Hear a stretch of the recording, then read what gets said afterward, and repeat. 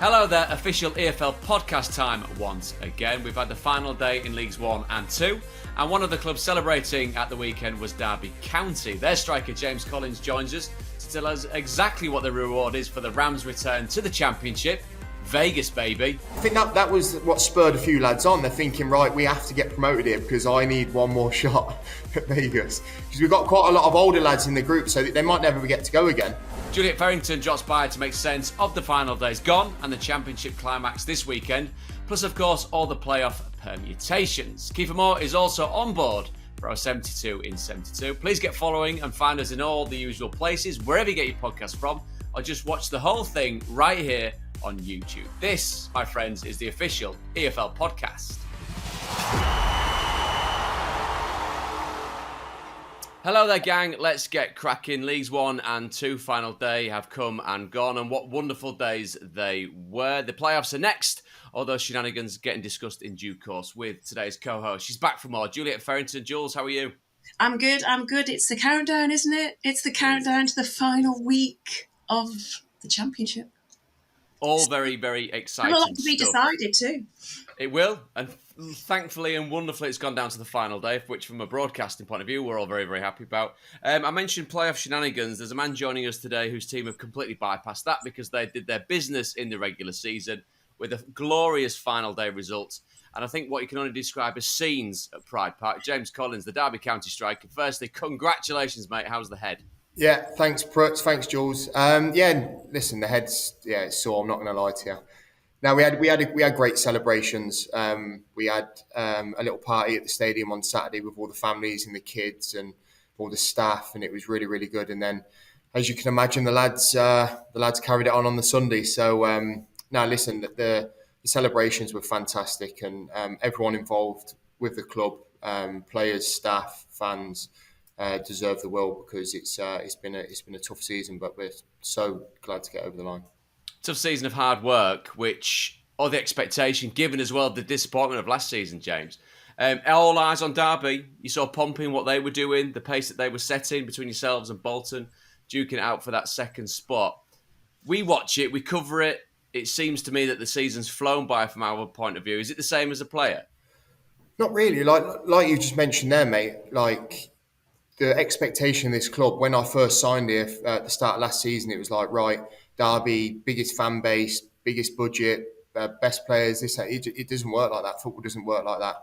As you can see, Ipswich and Plymouth last year, and then Pompey have gone on to be excellent this year, and they deserve to win the league because they've been so consistent. But at the end of the game Saturday, it was more like a relief. Like we've finally done it, because last year the disappointment, not even making the playoffs, was really, really, really bad from our point of view. So to get over the line this year, the relief of it. But for me, mate, the season's it's flu. The gaffer talks about it all the time. He has meetings. He's like, listen, before you know it, there'll be 30 games left, 20 games left, 10 games left. We get to the meeting on Thursday. It's right. That's it. Last game of the season. If you win, you're up. It's surreal. But yeah, I think more of a relief really, because this club does deserve to be in the Championship and higher. James, you talk about the relief, and it's been a tough season, but it's been a tough 3 years, hasn't it? It's been a turbulent 3 years for Derby. When you talk about the supporters, 27,000 average this season, that's huge in itself. The manager spoke about how emotionally exhausting it was as well. Could it have been at times exhausting for the players? 100%, because if you look at our season on a whole, the amount of injuries we've had to key players, we've actually lost more games than anyone in the top six, I think, but haven't drew as many. So it's been quite a lot of ups and downs. But I think going from January, apart from Portsmouth, I think we've been really consistent. We've managed to win big games. The one that stands out for me the most is Oxford away. We were 2-0 down, and Oxford were still fighting for the top two at that point. We were 2-0 down, and we ended up winning the game 3-2. And I think ever since then we've been really, really consistent. And obviously there's hiccups on the way, but I think the majority of the time we've been really consistent. And I think that game really stands out for me. We kicked on and managed to get the job done. The great thing from what we saw on Saturday was that collective, wasn't it? Yes, we saw a huge turnout from the fans, as Jules mentioned. The average gate at Pride Park has been consistently high for Puts decades. away from home as well. Away from home, they've been absolutely amazing. I think every stadium we've played away from home, we've sold out. And they've been fantastic. So they've got to obviously get a good mention for the away form as well. And obviously that's also reflected in, I think we broke the record for Derby this year with away wins. So I think it was 13 or 14 away wins this year. So that obviously always helps away from home as well. Yeah, it's testament to the size of the football club. The scenes on Saturday when Paul's there and David's there, the owner coming out, and it being a real sense of togetherness. Because going off the back of what Jules says, James, it's the story with Derby County in recent years has been about everything off field, hasn't it? And that's come away from what these players are capable of, what the squad's capable of, and what the fans invest emotionally in a football club for. And that the payoff and that togetherness. I mean, the feeling inside Pride Park on the final whistle must have been immense. I think that's what the gaffer wanted most this year. He wanted the fans and the players to all be as one. And there was a lot of different ways he went about that, and it's like, as you can see the scenes with like the bounce and stuff after away games and home games. So it's just little things like that brings everyone together, and we obviously want to be a team that the fans can be proud of. And I think first and foremost this year, whoever's played at whatever point of the season, they've worked so hard for that shirt, and I think that's all fans want to see, especially after the heartache that the fans have had over the last few years. They just want to see a team that's going to run for a brick wall for them and obviously produce that bit of quality when needed. And I think we've managed to really do both this season. I know the fans obviously have dreams. They want ambitions to where Derby County wants to be from where it has been in recent times. But it is a rebuild job, isn't it? And so the Championship, I guess, is a league that you want to feel comfortable in so you can take that next step. Yeah, and I think a big mention's got to go to Rosie as well. Obviously, you know Prutz really well. Absolutely. When I signed here last year, he had 3 or 4 weeks to assemble a squad together. I think when he first got the job, I think there was like 5 or 6 players in the building. So I think he done an excellent job to get a good side together. He signed some great players, as you know, and then this year with the gaffer has come in and he's re-signed again with lads that can not only play in this league, that can obviously step up to the Championship as well. And when you look at some of the players who signed over the last couple of years, you'd probably think, why are they playing in League One? But it was like the ambition of getting this great club up and then obviously kicking on to next year. And that's not a given. You don't get given that. You still have to go and get the promotion, but we've managed to do it. And I think the squad is in a good place for next year. You mentioned the squad, James, and it's in that funny period post-season, isn't it, when something wonderful's happened, but such is the changing nature of football and contractual situations, because I know you're in today, and we'll come on to where you're heading to very shortly in a little bit in the next couple of days. But today there will be celebration, but there'll also be goodbyes, won't there? The players move on, and it's that transient nature of being in the same place at the same time. So can it be sometimes, not necessarily, I'm not trying to put a downer on it, but that kind of double-edged sword where the professional part of being a footballer sometimes comes to the fore. Lads, we've done a job. Some are going to be here next season. Yeah. Some are going to be offered new contracts. And some, by virtue of what the industry is, are going to be moving on. It's imperative that you share this together, remember this together before everyone goes their separate ways. Exactly, mate. Like Prutz, you know yourself how ruthless his business can be. There's so many highs and so many lows, so you won't get many better highs than Saturday and Sunday celebrating with the lads on your achievement. And then, like you say, coming this week, and there'll be some lads that won't get new contracts. There'll be some lads that will get moves. There'll be some lads that will sign new. So I think the gaffer touched on it quite a lot. He said this group, the way football is, it will never be together again. There will be changes.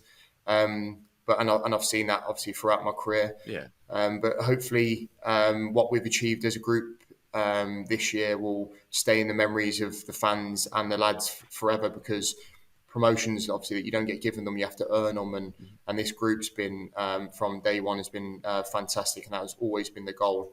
So whoever stays, whoever goes, I'm sure we'll all stay in contact throughout the years, because when you achieve something together, I feel like it's easier to stay in touch with people. I'm the worst at keeping contact with people. I'm so bad. My wife says it to me all the time. She says it to me all the time. She says, you need to text someone back. You need to see how they are. you need to text them back, see how they are, and I'm awful. But I think when you're in group chats and you achieve something together, it's a lot easier to keep in contact. And this group's been fantastic this year. James, I'm just wondering, after the chaos on the pitch and all the celebrations and all the joy then, was there just a moment in the dressing room when you were all together, or was it just chaos that you took from the pitch inside as well? Was it like just a moment where you were just like, and you can breathe? Yeah, there was. So obviously after all the pitch invasions and stuff like that, we went up to the press box and obviously done our bits and bobs with the fans. Then we come down to the dressing room and we had our little celebration together with the staff and everything. And then once that all calms down, you go and see your family. And then we all sat in the dressing room with a beer. There was food put on, like we had a little pizza and a beer, and just like reflected on it. And that's probably the only quiet moment you get then before you get showered and stuff, and you go back up to the party, and then obviously you're speaking to everyone, you're seeing all your family and stuff. So there was a little 10 minutes of reflecting, but it seemed like the night was so many stages. So you're doing that with the fans, doing that, you're doing this, but that 15 minutes was really nice. And we obviously look around the dressing room and think like, right, we've done it, we've achieved it. Let's talk about Vegas. Well, let's talk about Vegas. Come on then. So you as a reward and a quite frankly just reward. As soon as I heard that, it catapulted me back to a very long time ago when I was at Sheffield Wednesday and we managed to go up in second spot back into the Championship, and we were in the dressing room straight after the game. I think Milan Mandaric was there as the owner and chairman, and big Rob Jones, who's 6'10". Yeah, I remember him. Boxed him off saying, "So it's Vegas then, chairman, Vegas." And he kind of was cowering, going, "Yeah, can you get this madman away from me?" So that was done and dusted. Obviously, the text comes in 2 days later. Lads, we're not going to Vegas. We can't afford going to Vegas. I mean, wonderfully, we went to Marbella, which, as cliches go, is the biggest one when it comes to football. But back in the day, that used to be really good, didn't it, Prutz? We had a lovely few days. But you've managed to get it properly sorted, James. You are off to Las Vegas. What's planned? Can you tell us?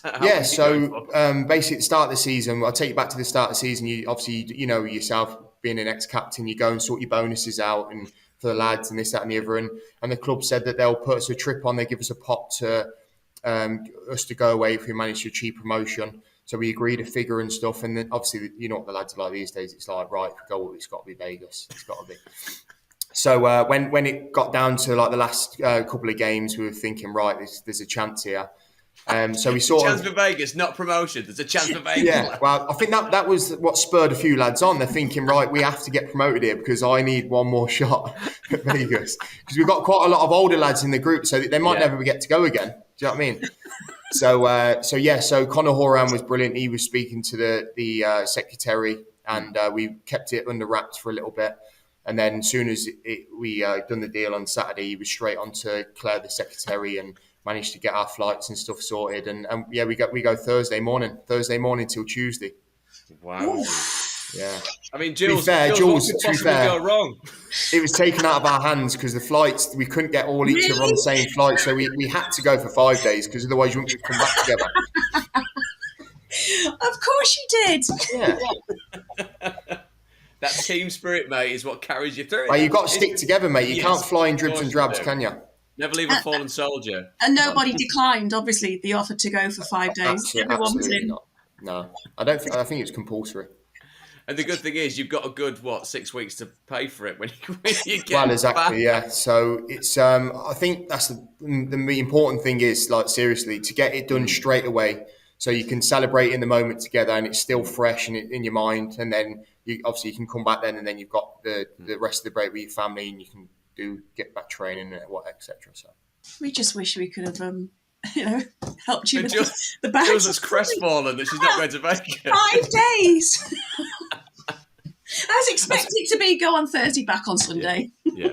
No, Jules, you know it's a long way away, don't you? It's.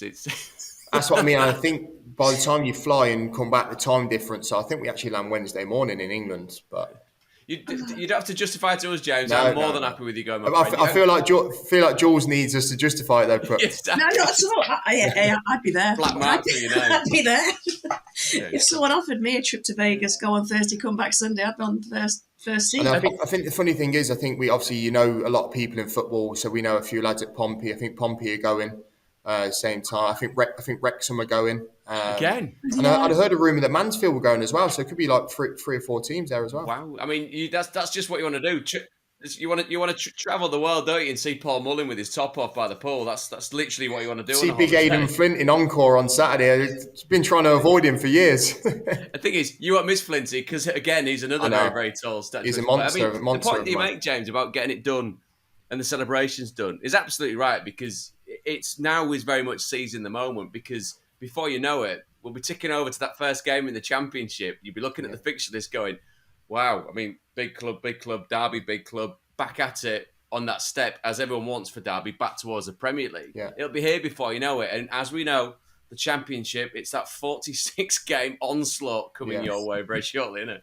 Well, mate, I think the Championship's like, it's got to be one of the toughest leagues in the world. Like the amount of teams that you get in it, the stature of clubs, and you'll see the lads coming down from the Premier League at the end of the year. Obviously, we don't know who it is yet, and then you've got big clubs coming up from League One, and then the teams that are already in the Championship that won't obviously go up and go down. It's a massive league, and there's some fantastic clubs in there. And the funny thing is, I think every club in the Championship, they all fancy their chances to get promoted.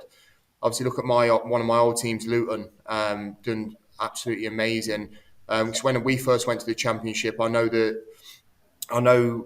Gary Sweet and the manager. They deep down in their mind, they knew that they would get promoted to the Championship, to the Premier League at one stage. And the lads were thinking, like, we just got promoted to the Championship. Like, I think it's a great achievement. They were like, no, next step, and they managed to achieve it. So anyone can go up and anyone can go down. So I think when that fixture list does come out, and this fantastic club's in the mix, it's like one of the best things. Like, where we going first game of the season, where who you playing over Christmas, where like, who you got last game. You do, don't you? Yeah. And it's going to be exciting times for the club. Is there a team you're going to be looking out for when that list is? Well, I'm a Coventry fan, so I was born and raised in Coventry, so I always look out for when do we play at the Rico, so my family can be there and stuff. And I think, who knows, if Forest go down, I think that'd be another big one that the fans will want to look forward to. So yeah, I think there's a couple in there that stand out. From your point of view, James, you mentioned earlier on about your age as a footballer, and you've still plenty of years left tearing around the football pitch. But any thoughts post as yet? Has coaching floated your boat? Any badges been? Yeah, I think as you turn 30 and above, you do think about it more. So I start my A licence in the summer. I've done my B. I start my A licence in the summer, which I'm looking forward to. Yeah. And obviously, you see the work that you guys do in the media is fantastic. So maybe that's something I'd like to have a look at. If you'll ever have me, Prutz. Of course. So there's lots of things that I'd really like to do, but coaching and have a look at the media side is something that that probably interests me the most, I think. And from the point of view of what Paul gives you, I suppose the managers that you played under, the experience that you've mentioned there with regards to the different clubs, stature of clubs and the dynamics, is it just in that position where you're like a sponge? Give me all you've got, Warney. Tell me, because I know that he's very idiosyncratic and unique. Yeah, he's lovely. You just tend to soak it up from different ones. So I've worked with various managers. I've worked with Paolo Di Canio at Swindon, and you see how mad he was and how no attention ketchup. to detail. Pardon? No ketchup, was it? With no Paolo? Ketchup, no sauce, in every day. So there's some things that I take from him, but there's also a lot of things that I probably wouldn't go do as a manager. Then obviously probably the most successful time of my career was with Nathan Jones, who my time at Luton, how good he was on the grass. Then you got great people like Mick McCarthy and like how experienced and how he done things. And there's a vast amount of stuff. Then you got the gaffer this year, how good he is with like families and people off the away from the pitch. And so yeah, I think you just pick up little bits and bobs from all different types of managers. And like you said, I've been really, really lucky to work with some fantastic managers over my career. So I'm hoping when I do hang the boots up, then I can pick their brains a little bit and hopefully take it into my coaching career. Jules, I'm just thinking there, you'd have spoken to all of those. Paolo, Nathan Jones, Mick McCarthy and Paul Watt. I mean, can you imagine that kind of, and I say this with nothing but love for those managers, that Frankenstein sense of mashing those men up together. Can you imagine? imagine all being around one table for a meal with them four. Exactly. Real, isn't it? Wow. That would be an intense night, I think. It would be an intense, enjoyable one though. Really enjoyable. Enjoyable, funny, enjoyable, but intense. Yeah, I agree. Speaking of enjoyable but intense, James, thank you so much for joining us, mate. Because I know you've got to get ready. Yes, you've got meetings. Yes, you can paddle all you want, mate, about getting stuff together and looking forward to training plans for next season. I know your next port of call, of course, is Las Vegas. I sincerely hope you all have a good time and you all come back in one piece. We're very jealous, aren't we, Jules? We are. Will it be on social media or are phones allowed? Well, Jules, to be fair, I'm not on social media. I sort of keep away from that side of things. So there'll be nothing from me on social media, but I'm sure you might find a few pictures flying around if you look hard enough. The Portsmouth, Derby, Wrexham, Vegas, 2024. Bring it on. Bring it on. James, thanks for joining us, mate. Congratulations. Thank you so much for having me, guys, and enjoy the last game of the season with the championship, and hopefully we'll catch up soon. Enjoy your weekend. Cheers, I'll try my best. See you later. See you later. So the Rams, they're jetting off to Vegas in celebration. I'm extremely jealous, as I know you are too, Jules, but let's be honest, it's very, very well deserved given the season that they've had. Sticking closer to home now, it's our 72 in 72 instalment for this week with Ipswich Town striker Kiefer Moore. Well, there could be a problem. He scored a big goal in Coventry this week, obviously, with Ipswich so close to being promoted to the Premier League. Yes. I don't think he's come back in time. I don't think he's here. He's not here. What? No, he's not here. Jules, does that mean we're stuck? Well, I'm not stuck. You could be stuck because there's only one more, isn't there? There's only one more person who can do this at this moment in time. Put your head down. It's you. Right. I guess it is my turn for this season. I've watched this all season long. I'm about to find out just how hard this is. My name's David Prutton, and this is my 72 in 72. Leicester, Ipswich, Leeds, Coventry, Southampton, Norwich, West Brom, Hull City, Preston, Watford, Rotherham, Birmingham, Sheffield Wednesday, Huddersfield Town, Plymouth Argyle, Stoke City, Pompey, Derby, Crawley, Bradford, Donny. Why's my brain got blank? Crewe Alexandra, Accrington Stanley, Wrexham, Mansfield, Stockport, Forest Green, Sutton United, Colchester United. Oh my word, this is way harder than you think. Middle. Give me some middle of the road stuff. I've gone blank. Bottom end of there, Oxford, Cambridge. Plymouth. Who else? MK Dons. I've done Crawley. Give me Crawley 4 times. Bristol City, Bristol Rovers. Notts County.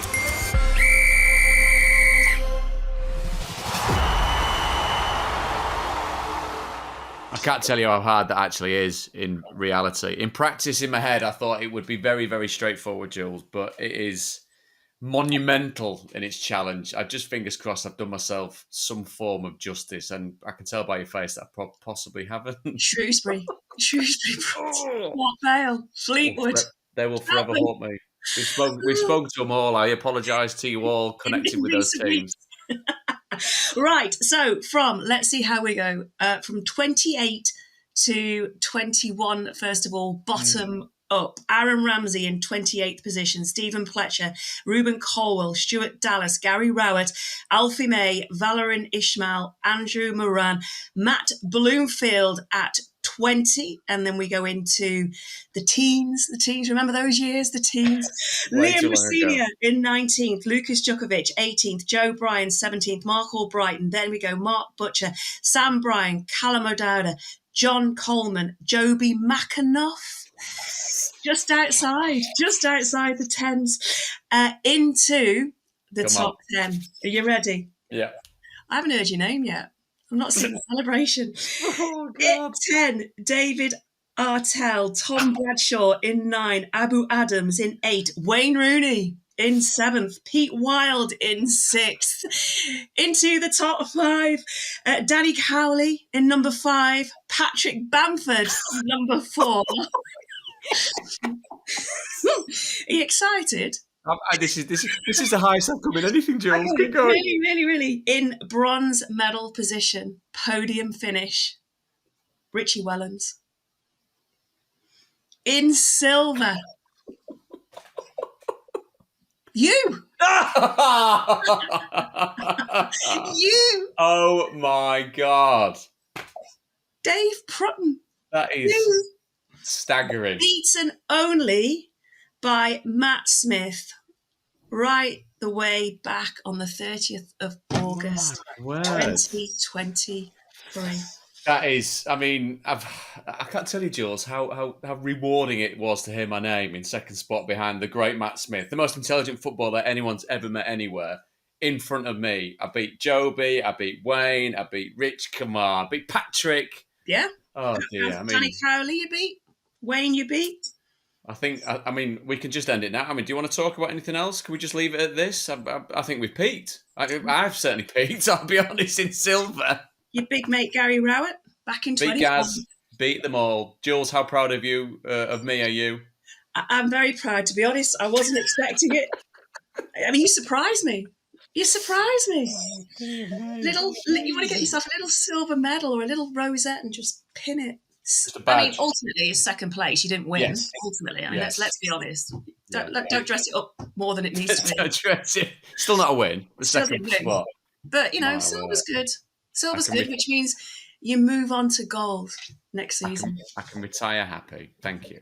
All I'll say is Shrewsbury Town.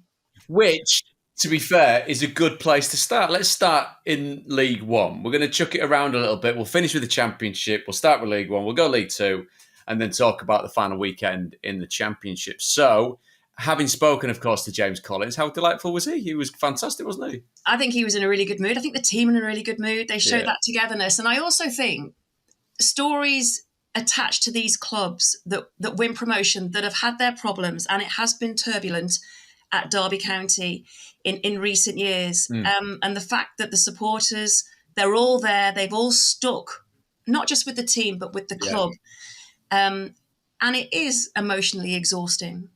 It is tiring. It is relentless, but it gives back to the supporters the loyalty in a way that they have shown. And then you get to celebrate things together. So that is another reason why the celebrations were so big and it was so huge. And you just wish them well in the Championship next season, because you do feel that Derby belong in the Championship and they'll be comfortable in that environment and see where the next step takes them. So they avoid the playoffs. The playoffs start on Friday, which is lovely in League One. Barnsley taking on Bolton. Of course, that's a repeat of last season's matchup.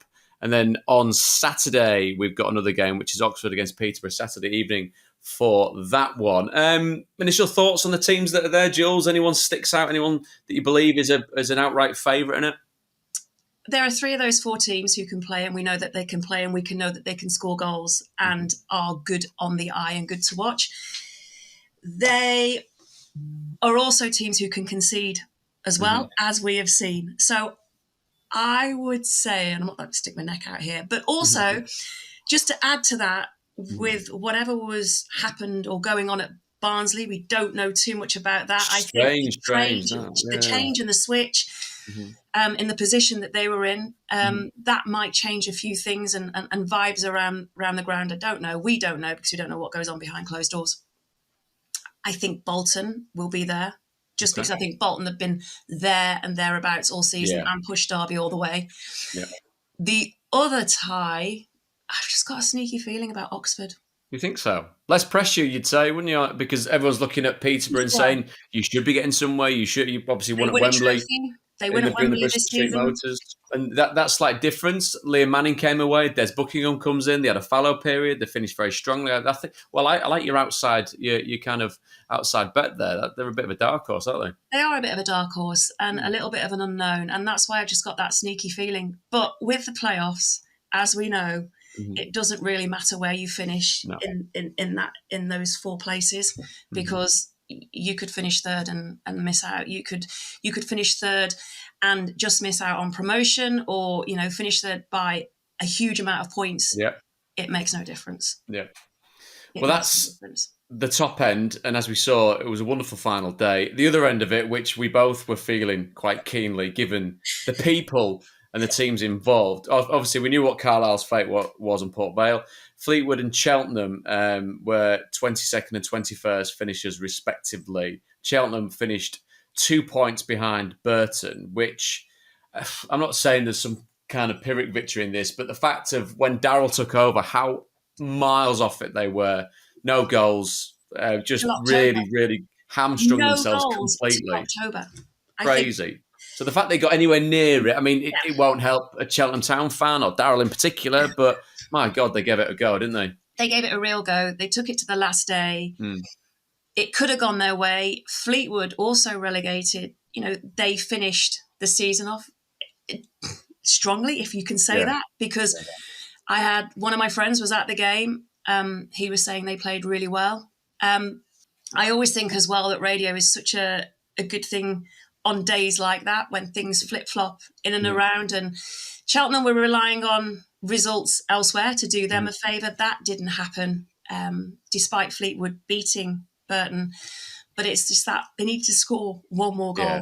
And considering, as we said, they hadn't scored any goals until October, just that one more goal they needed, and it didn't happen. But whether Darryl Clark remains now at Cheltenham, is to be seen, because he'll want to take a step back, reflect. So. They were that close, so close. But as we've seen in the past, he does get teams promoted, has experience of that. It's a good club, so maybe he will go again next season. Yeah, it's a lot more stable, it feels, internally under Darryl. So the bottom 4 being Carlisle, Port Vale, of course, Fleetwood and Cheltenham, as we've just discussed. Top end of League 2, the champions were already secured. Stockport County, well done to you. Wrexham second, Mansfield Where third. are they going? Exactly. I mean, there was no mention of them in Vegas, was there? No. Blackpool, maybe? Marbella?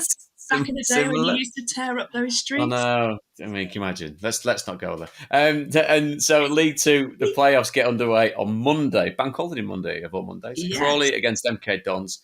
Crew against Doncaster Rovers, who, as we know, in March were absolutely nowhere near the top half of the table, and they've smashed their way into it. Would you look at them potentially as the form side coming into this, even though we've got some very, very good teams involved in that as well? They smashed their way into it.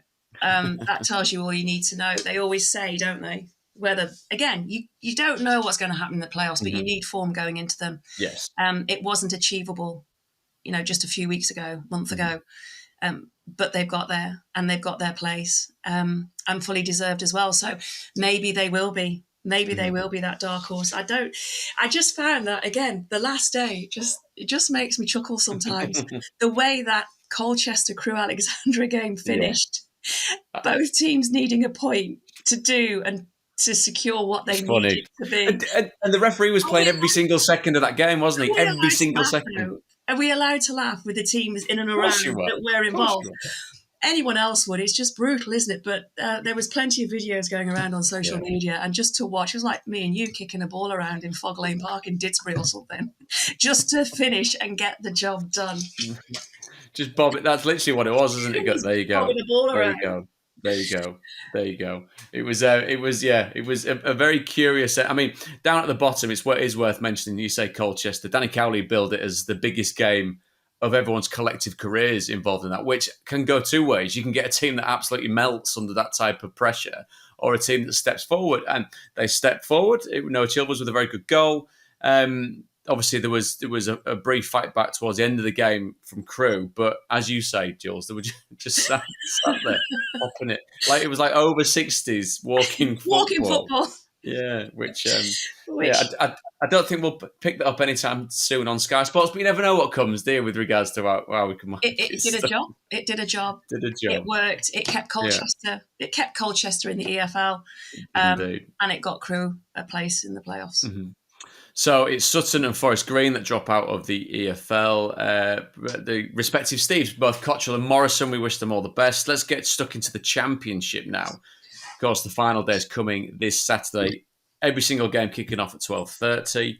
The current bottom three, Birmingham, Huddersfield, Rotherham, are in League One at the next season. Huddersfield, barring the most monumental of goal swings, are there as well, which basically means, Jules, that there's one place to be fought out with regards to Birmingham, Plymouth, Sheffield Wednesday, and you would have to chuck Brighton in by virtue of the... sorry, if you chuck Brighton in, that's amazing. That would be... Sorry if you're a Brighton fan. That is some drop in form. Yeah, they've got, a couple of games left of the Premier League season, and they're at the bottom of the Championship. Come on, Brighton, pull your fingers out. Blackburn Rovers, I'm getting my B's mixed up, who have, of course, Sammy Smodics. So, I mean, a penny for the thoughts of Sammy Smodics. It feels to me, and chatting in and around various Sheffield Wednesday contacts, they've timed their last couple of games and performances to absolute perfection to be in a position where they need to avoid defeat, and they're fine. However, their goal difference, minus 26. Plymouth is minus 12. Birmingham's is minus 16. Blackburn's is minus 16. It's 1 of 4, it feels like, doesn't it? It's 1 of 4, and it's one of those that you don't get very often where more than 1 or 2 teams are involved on the final day of the Championship. I think there are 7 games in those 12 fixtures that there is something relying on. Top, middle, as in playoffs, and bottom. And that in itself goes to show how tightly contested the Championship is. On Birmingham, I just feel that their drop this season has been pretty big. With Wayne Rooney, that appointment not working out, I still feel... It seems like such a long time ago now, doesn't it, Jill? There would have been enough time to get those points on the board needed not to be in the position that they're in. And with Birmingham as well, it just seems to be that it happens too often. The story needs to change. Correct. For whatever reason, it happens too often. They shouldn't be going into the last day of a Championship season trying to avoid relegation. And this time it is, even if they win, it's still not in their hands. And that's when you look at the tables and when everything else comes in. The fixture that stands out for me, and I know you talked about Sheffield Wednesday, is I find it intriguing, is the Plymouth Argyle Hull City fixture. Yes. Literally both ends of the table. It stands out is because there's something to play for both. Likewise as well, Ipswich against Huddersfield. You would think Ipswich would get that point needed to take them to that step to the Premier League, but you don't know. But the standout for me is that Plymouth Argyle Hull City fixture, because Plymouth could be relegated. Yeah, so it's a huge game, as you say, at both ends. I mean, your man's drawn back from Birmingham City's point of view, as you mentioned, into that Paul Caddis goal 10 years ago, which kept them up. Lee Clark saying at the time, dropping into League One would have been Armageddon, like when it comes to the stature of the football club. Maybe they need a miracle or something similar for that. As you mentioned, that end of the table with Hull City. I mean, the ridiculous game of football, wasn't it, against Ipswich on Saturday night at the MKM? A fantastic game of football to watch, which meant that it gave Hull City a swinger's chance at that final playoff spot.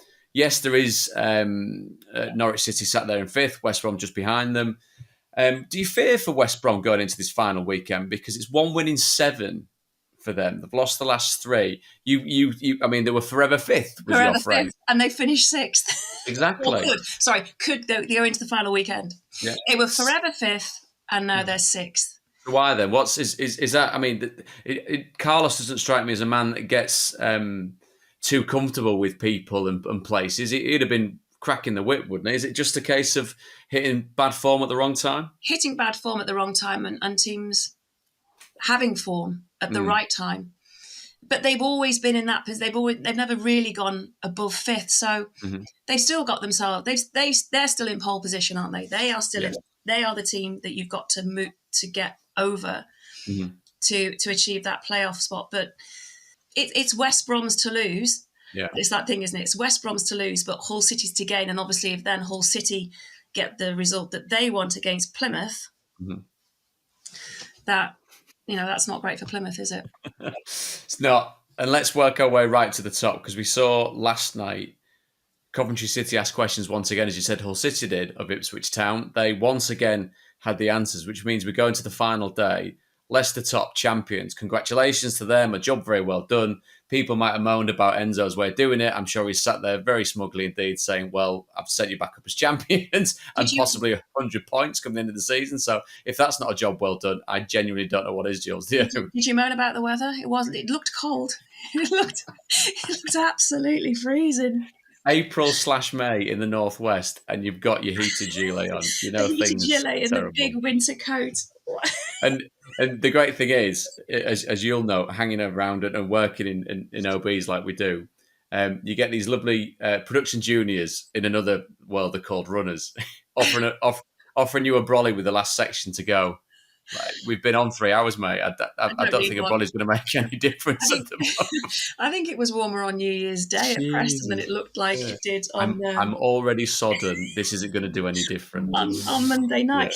Yeah. Just Jamie Vardy just rolls back the years. Just brilliant. Rolling back the years, at the age that he is. And I also think it was such a perfect performance from a Leicester point of view. But the fact that Leeds were beaten so comfortably by Queen's Park Rangers on the Friday night, that was just the fuel for that fire and that performance that I think Leicester put in at Deepdale on Monday. That's the thing. I mean, statistically, it can be subjective with how you break down football and what you want from a football team. It was one of their best away performances of the season, by far. And statistically, they're the best team in the division, aren't they? You don't go up as champions by luck or kind of by coincidence. They've done exactly that. But it doesn't throw any shade on Ipswich Town, me saying that, because them being in this position with that one game to go at home, as you say, against Huddersfield Town, absolutely theirs to lose. They're in the box seat, over 2 decades away from the Premier League. I think it was only 4 seasons ago that they came staggering out of the Championship with an absolute whimper, with a record low with regards to wins. Yes, there's a lot of disappointment if you are a Leeds fan. I live in the area. There's a sense of disappointment and they're slightly disgruntled, even though they've got the playoffs to, I say, look forward to. But is it Ipswich second come the final whistle on Saturday for you, Jules? It depends what Huddersfield do, isn't it? It depends how Huddersfield perform. And when you look at their form going into the game, you would suggest that it is Ipswich that will be promoted to the Premier League, along with Leicester. But Ipswich, I think every neutral football fan, and again, we have no affiliation to Ipswich, but you only can admire the job that has been done at Portman Road. The character is there, the dressing room is there, the desire is there. And at the start of the season, it's one of those, isn't it? Did anyone think, did Kieran McKenna think that they would be 1 point away heading into the final game of the season with a chance to be promoted to the Premier League? Their identity, we know what all that is about. We've seen it out there. Performances week in, week out. They're 93 points with one more match to go. And it's happened so quickly as well. And they just look relentless. We just touched on that game against Hull City last week. Relentless. When you talk about Leeds United, the defeat against QPR, I had a friend who went to that match and there was no way I was going to be sending him emojis or anything like that at the end because I knew how important it was. Stung that much. They went there. Nobody probably could see that result coming or that performance coming as well.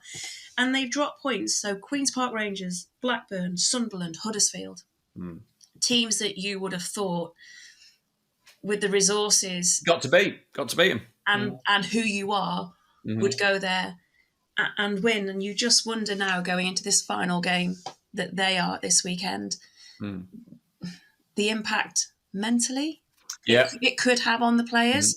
But at the same time, all they can do is control what they can do. All they can do is they have to win and wonder what will be going on at Portman Road instead. But you would think wonder and hope, isn't it? It is wonder and hope. And of course, who do they play on the final day, Leeds? Southampton, who have lost the last 3. I mean, it could be a nice warm-up. for the playoffs, if it is going to be the playoffs. Could get a couple of teams there stumbling into the postseason stuff, not in great form. You wouldn't have thought they would have been stumbling, Leeds United. No. You wouldn't. Not in the slightest. Expectation, and fans are brutal because you're at detail. I'm sure you would have heard. I predict the playoffs. I predict the playoffs. They're brutal. Fans are brutal. But it's their prerogative, as is their want, isn't it? No, it's they've earned the right to be in the Premier League. So to wrap it all up, we're at Ipswich against Huddersfield. Where are you on Saturday, Jules? You'll be up further north than that. Leeds against Southampton. Oh,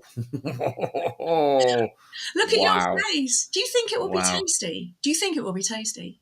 I would like to think it would be super tasty. That's, I mean, the kind of what obviously they're hopefully for them holding on to is Huddersfield. An Ipswich, which obviously they detest. Yorkshire rivals.